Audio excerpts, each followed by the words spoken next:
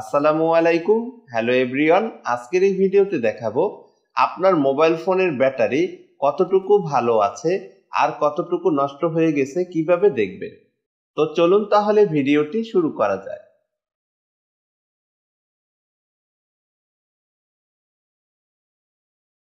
প্রথমে ফোনের play store অ্যাপ্লিকেশনটি ওপেন করব। এরপর সার্চ বারে গিয়ে লিখতে হবে ব্যাটারি হেলথ ইনফো।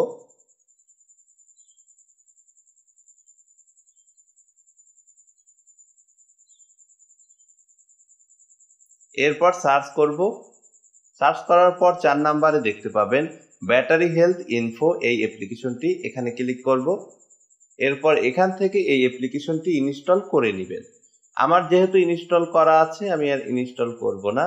আমি এখন এই ওপেন অপশনটিতে ক্লিক করব। এরপর এখানে দেখতে পাচ্ছেন ত্রিভুজ আইকন, এখানে 4 বার ট্যাপ করব।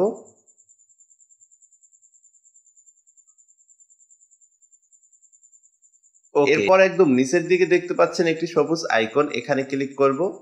সবুজ অপশনটিতে ক্লিক করার পর উপরে দেখতে পাচ্ছেন বৃত্ত, এখানে কিন্তু টিক মার্ক চলে আসবে। ওকে, চলে এসেছে। এরপর নিচের দিকে দেখতে পাচ্ছেন ডান অপশন, এখানে ক্লিক করব।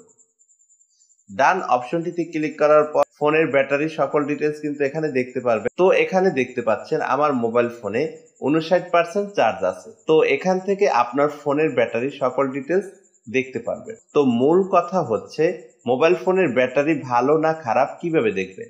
তো সেটা দেখতে হলে উপরের দিকে দেখতে পাচ্ছেন হাতের বাম সাইডের কর্নারে ব্যাটারি হেলথ, এর নিচে দেখতে পাচ্ছেন গুড লেখা।